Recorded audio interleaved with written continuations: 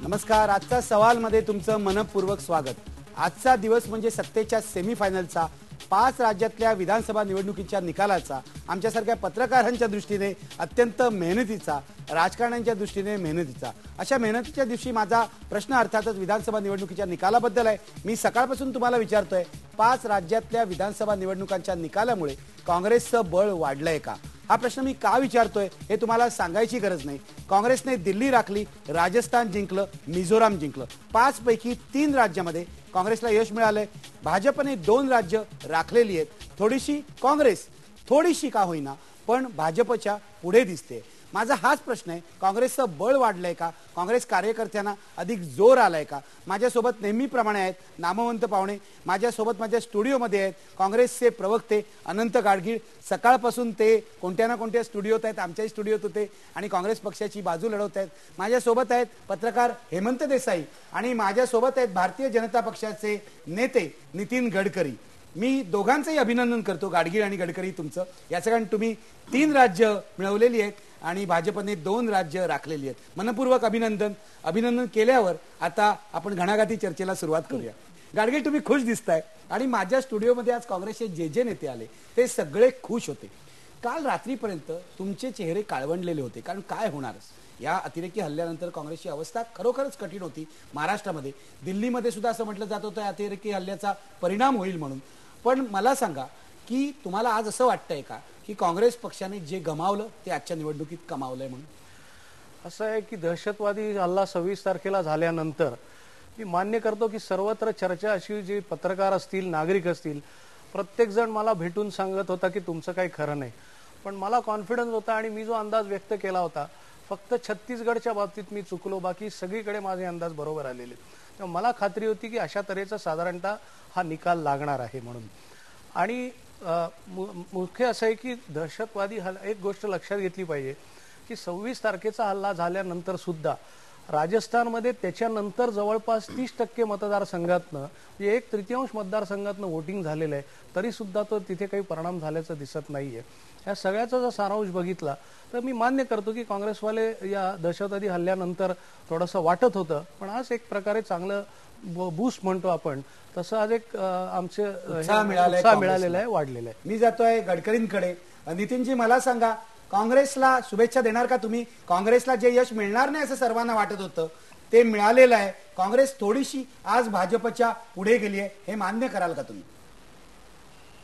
नाही, पहिली गोष्ट, निवडणुकीत जो जिंकतो त्याला शुभेच्छा दिल्या पाहिजे, त्याचं अभिनंदन केलं पाहिजे, हीच आपली संस्कृती आहे. परंतु मी तुम्हाला सांगतो की भाजपच्या दृष्टीने विचार करताना मतांच्या टक्केवारीचा थोडा, आणि सगळं काँग्रेस भाजपची ताकद मोजायची असेल तर मतांच्या टक्केवारीत ती मोजली पाहिजे. माझ्या एक गोष्ट लक्षात आली की छत्तीसगडमध्ये आम्ही 6% मतं वाढली, नंतर दिल्लीमध्ये 2.5% मतं वाढली आणि मध्य प्रदेशमध्ये आम्ही मागच्या वेळी जे 2/3 मेजॉरिटी म्हणून जेवढी मतं तेवढीच जवळपास मतं आहेत. पण राजस्थानमध्ये आमची 60% मतं कमी झालेली आहेत. आणि विशेषतः राजस्थानमध्ये पक्षाच्या अंतर्गत बऱ्याच मोठ्या प्रमाणात बंडखोर उभे होते आणि त्यांनी आमचं यश हिरावून नेलं असं दिसत आहे. मला एक गोष्ट अशी वाटते की आतंकवादाचा विषय हा काही निवडणुकीच्या जयपराजयाचा विषय असं म्हणू नयेचं, कारण आतंकवादाचा संबंध हा फेडरल केंद्र सरकारशी जास्त आहे.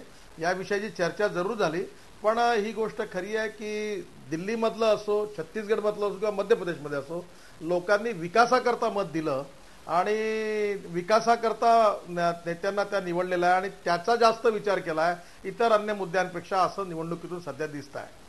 अगदी हेमंत देसाई, विकासासाठी मत दिलं, पण गडकरी आता म्हणाले आतंकवाद हा राष्ट्रीय मुद्दा आहे, याचा काही विधानसभा निवडणुकीशी संबंध नाही.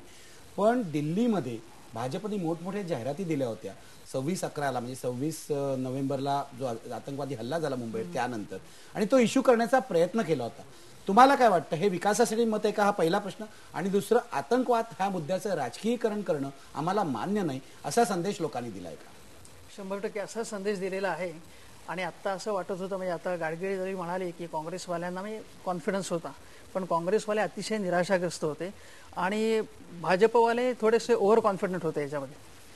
त्यांना ज्या पद्धतीचं यश अपेक्षित होतं तेवढं मिळालेलं नाही आहे आणि काँग्रेसवाल्यांना जेवढं यश मिळेल असं स्वप्नसं वाटलं नाही तेवढं त्यांना मिळालेलं आहे.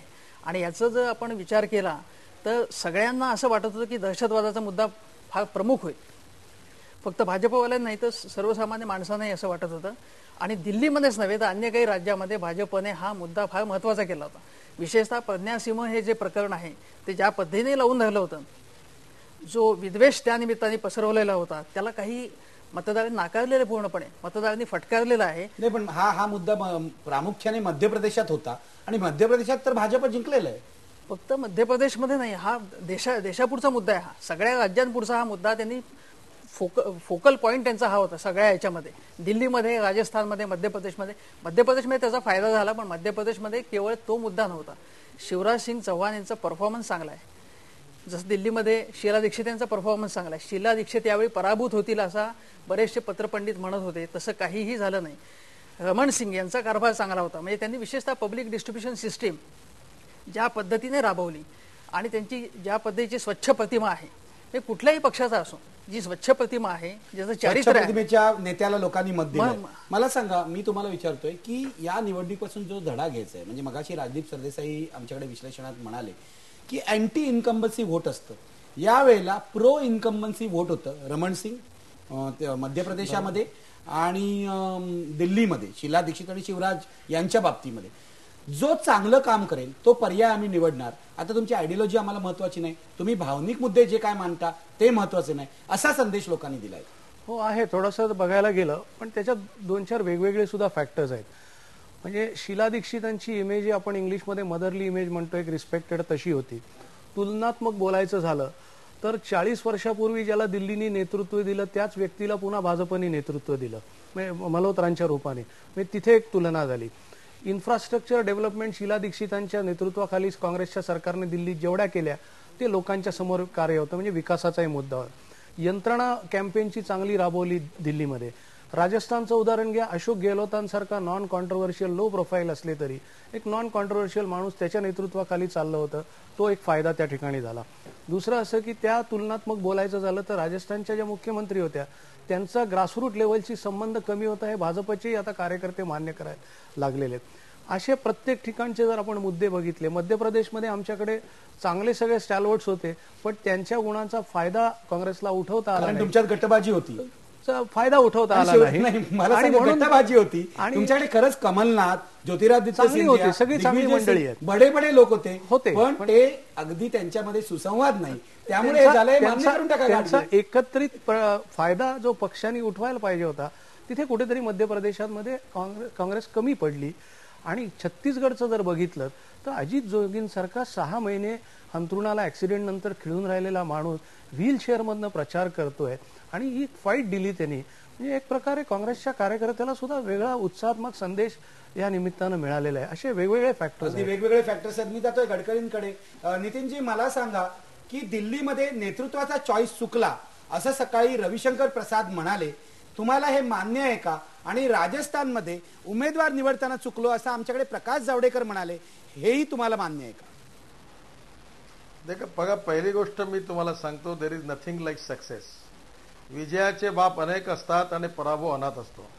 जिंकल्यानंतर कोणी परिस्थितीचं मूल्यांकन करत नाही, पण हरल्यानंतर मात्र कोणामुळे झालं, काय झालं, तिकीट वाटप झालं का, सभा झाल्या ना, असे 10 मुद्दे निघतात. बघा, शेवटी हा प्रयोग असतो. पण मी बायटलाच तुम्हाला सांगतो, म्हणजे बीजेपी म्हणून नाही सांगत, माझं अनालिसिस सांगतो. शीला दीक्षित आणि त्यांचं झालेलं दिल्लीतलं विकास काम आणि त्यांची स्वच्छ प्रतिमा, रमण सिंग आणि त्यांनी केलेलं काम, त्यांची स्वच्छ प्रतिमा, शिवराज सिंग चौहान आणि त्यांनी केलेलं काम, त्यांची प्रतिमा, हे विकासावर आणि मुख्यमंत्र्यांच्या व्यक्तिमत्वावर साधारण राज्यातल्या लोकांनी मतदान करताना वेटेज दिलं आहे असं दिसत आहे. वसुंधरा राजेंनी पण चांगलं काम केलं, पण ही गोष्ट खरी आहे की 19% मतं राजस्थानमध्ये ही अन्य लोकांना मिळाली आहे. आणि त्यामध्ये मोठ्या प्रमाणावर भाजपमधून अपक्ष जे बंडखोर उभे होते त्यांनी आमच्या कमीत कमी 40 ते 45 जागा पाडलेल्या आहेत. त्यांच्यामुळे झाल्या. त्यात संघटना आणि सरकार या दोघांचं जे ताकद मिश्रण झालं असतं चांगलं तर कदाचित तिथे आम्हाला विजय मिळाला असता. त्यामुळे हा आमच्या संघटनेच्या अंतर्गत जे थोडंसं बंडखोरी झाली त्याचा परिणाम आहे असं मला वाटतं. हा केवळ काँग्रेसच्या बाजूने हे प्रो होत आहे असं म्हणून काँग्रेसने उरवून जाऊ नये. दुसरं, आतंकवादाचा मुद्दा जरी किती महत्वाचा असला तरी तो देशाच्या दृष्टीने महत्वाचा आहे आणि ही गोष्ट खरी आहे. काही ठिकाणी आम्ही जाहिरात छापलोगर तुम्ही म्हणता, पण आतंकवादाचा विषयाचा विचार राष्ट्रीय राजकारणात करू. राज्यस्तरावरच्या विषयामध्ये राज्याच्या विकासाचे प्रश्न आणि राज्याचं नेतृत्व याच्यावर विचार करू, असं साधारणतः राज्याच्या जनतेने कौल देताना दिसलेला आहे असं मला याच्यातून वाटतं. अगदी गडकरी साहेब ही चर्चा चालू ठेवूया. गाडगीळ माझ्यासोबत आहेत, हेमंत देसाई माझ्यासोबत आहेत, पण आता मी घेणार आहे एक ब्रेक पूर्वी आपला प्रश्न बघूया. 5 राज्यातल्या विधानसभा निवडणुकांच्या निकालामुळे काँग्रेसची शक्ती वाढली आहे का? बघा पडद्यावर आपले प्रेक्षक काय म्हणतात तुम्ही बघू शकता. नाही म्हणतायत 83% लोक. आश्चर्य वाटते मला या पोलचं, पण पोल आहे, लोकांचा जनमताचा कौल आहे, तो मान्य करायला हवा. तुम्ही SMS अजूनही पाठवू शकता. मी कार्यक्रम संपेपर्यंत आणखी 2दा हा पोल जाहीर करीन. घेऊया एक ब्रेक, पहा फक्त IBN लोक.